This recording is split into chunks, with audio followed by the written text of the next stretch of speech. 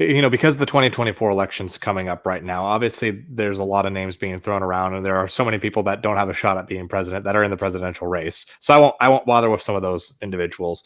But what is your thoughts, since you do have a lot of this insider knowledge that so many people don't have? At least you have a much better understanding. Maybe some people might have generalities, but what is your take on Donald Trump? What's your take on Ron DeSantis, Vivek Ramaswamy? I'll just stick with those three for now because they're kind of the names that at least the grassroots really seem to support. Maybe some establishment characters might be in there, but those three kind of have the popularity of the GOP base. So what's your take on them? Yeah, that's a good question. And, I know that no matter how I answer this question, people are going to be mad at me, and that's okay. For sure. I've given you a hard task. Right. I'm just going to do my best to tell things as I see them. And, I recognize I am a human being.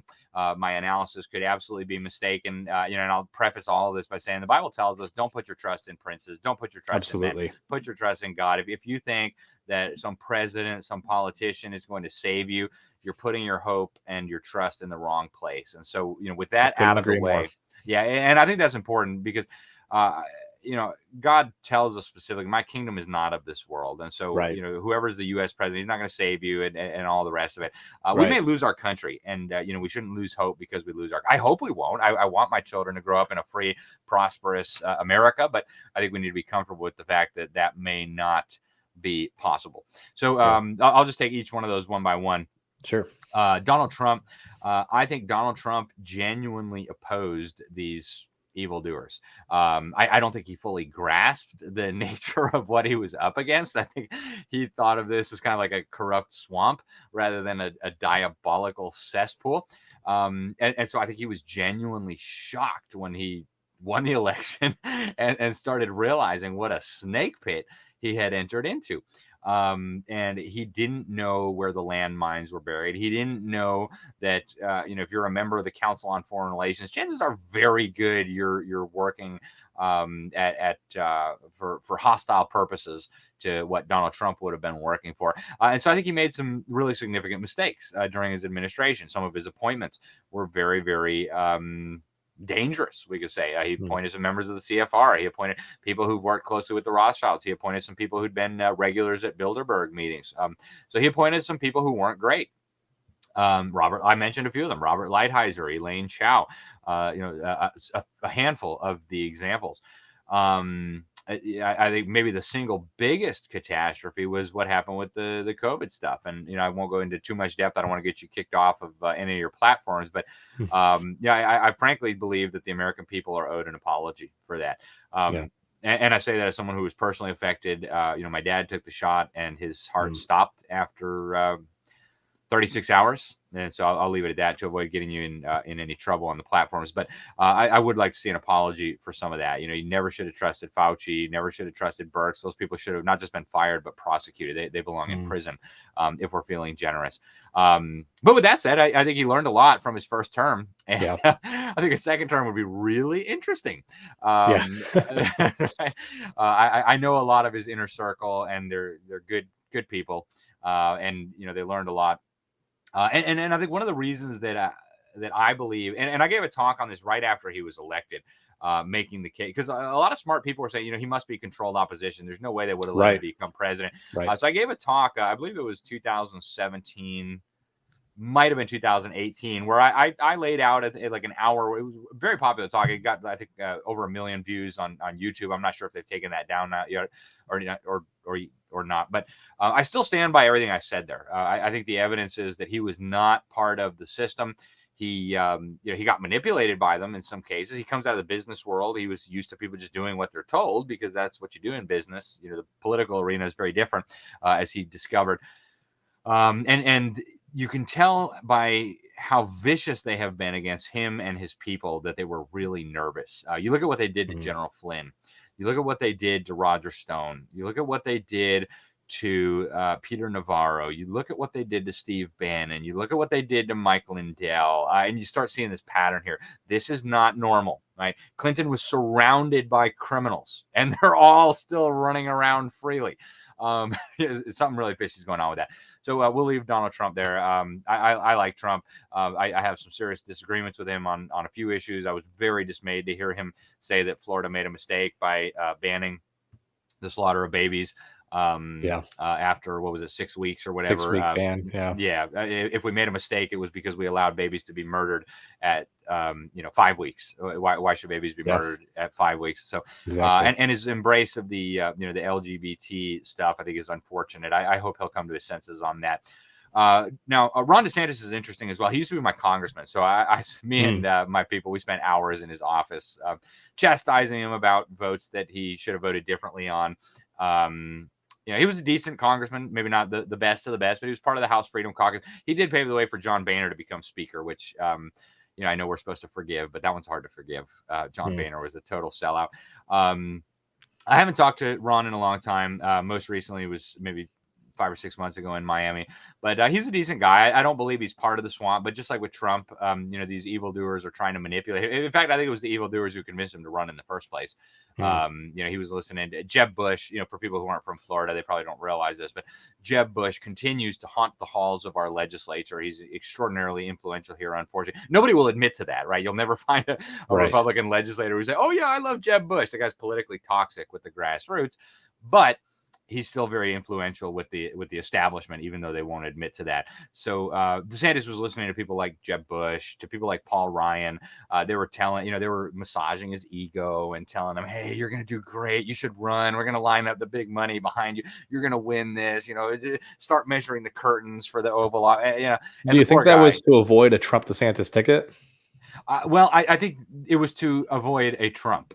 I think they hated Trump so bad that they thought DeSantis was their only real hope of stopping him. Because, DeSantis was a rock star here in Florida. I'll tell you what, he was a superstar. I spoke at a few events with him over the year before he announced that he was running for president. And this guy, you would have thought from the way people were reacting that this guy walked on water, without intending to be blasphemous. People were just like in awe of this guy. Everywhere he went, "Oh my goodness, Ron DeSantis!" People couldn't even get it. It was like a superstar. And now, he's become toxic. Even the people around here where I say, again, he used to be my congressman. I know all the people who got him elected. They're like, "No, man, DeSantis is terrible. He crossed Trump and people don't like him anymore." So he really stepped in it. But I think what the Jeb Bushes and the Paul Ryans thought was, like, we need somebody who is genuinely conservative, because we can't keep fooling the grassroots with Jeb Bushes and stuff anymore. It's not going to work. They see through that now. The internet kind of messed that up for us. So they needed somebody who had credibility as a conservative to be able to take on Trump in the Republican Party, and they knew that. And so I believe that's why they recruited Ron DeSantis for that. And he made a mistake. He shouldn't listen to them. It was a shame. So I think he has probably destroyed his political career now, which is unfortunate. I'm very thankful for everything he did as governor of Florida during the COVID stuff. He didn't start out on the right foot, but boy, did he end on the right foot. It got to the point where he really was sticking up for us. He was standing in the way of Joe Biden and his attacks on our people.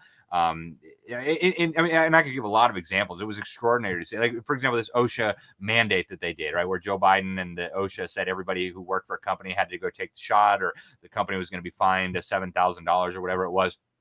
They got together in Tallahassee. They passed a law saying any company in Florida that fired somebody for not taking that shot was going to pay, I think it was like 10 times the fine to the state of Florida. And so what happened is not a lot of people got fired in the state of Florida for refusing to take that injection. And so I'm very grateful to DeSantis for those things, and I will remain and I know people are going to get mad at me, the Trump supporter. "Oh, you can't say nice things about DeSantis." He was a good governor, by far the best out of all 50 states. There was nobody that even held a candle to him, and so I'm grateful to him for that. I would have preferred to see him work with Trump to help him get the nomination, but it is what it is. He stepped in it now. I don't think he can go back now. It's done. And then the last one you asked about, Vivek Ramaswamy. Full disclosure, as a Christian, I could not vote for a pagan.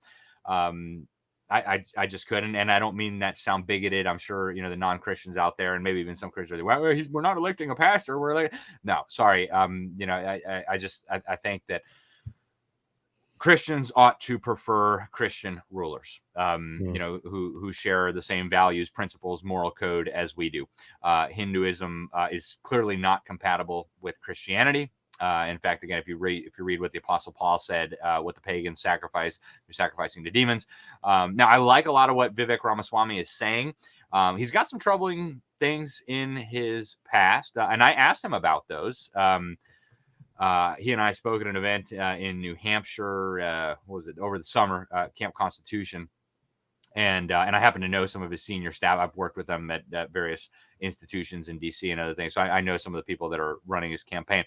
So I had an opportunity to ask him some questions, and he's a very good talker. He's clearly very, very intelligent. I mean, he's very, very intelligent. I mean, he's incredibly smart. I hope he believes everything that he's saying, because he's saying some really good things. I loved his opening in that debate. I don't even watch these debates anymore, but I loved what he said about the fake news and Ronna McDaniel. It needed That's to be one said. for the history books. Yeah, Absolutely. So I'm glad he's in the race. A lot of the things that he's articulating publicly, I like. I think he needs to be more upfront with people about a number of things. His previous work with Big Pharma, his faith, right? I actually don't know that he's eligible to become president. I've seen very strong arguments from constitutional attorneys and scholars that he's not a natural born citizen. His father is still not a citizen. Neither of his parents were citizens when he was born, which means when he was born, he automatically owed allegiance to a foreign power, which means under their understanding that he is not a natural born citizen. interesting. He might make a good cabinet secretary in a possible Trump administration. But yeah, I mean, and people can go watch the interview I did. It wasn't more than, I think, 10 minutes, but I asked him about his past ties to the World Economic Forum. I did ask him about his paganism. I said, America is a Christian country founded on biblical principles. These are, intertwined with our history. And, you are not a Christian. And so, how would you govern in light of the fact that we are a Christian nation and the Bible informed all of our governing documents? He gave a very slick answer. I don't know that he actually answered the question, but yeah, those, that's what I'll say about the three. I think all of them are decent people. Any of them would be better than the current occupant of the White House, but For sure. yeah, it's tough. Yeah. Yeah. Well, thank you for that, because that's definitely insightful, because, to your point earlier, we don't put our faith in these politicians, because, I mean, to be honest, if you put your faith in a politician, you've got a lot of things to work through. Because if you haven't learned by now that a politician is going to let you down, even the best ones, Right. You are probably new to politics. Yep. But of course, we do have a responsibility to vote and to be educated voters. And to that reason, I really appreciate you giving your insight there, and the audience can take it with however much, a pound of salt or a grain of salt, however much they want to take, but either way, I really appreciate your transparency there, Alex.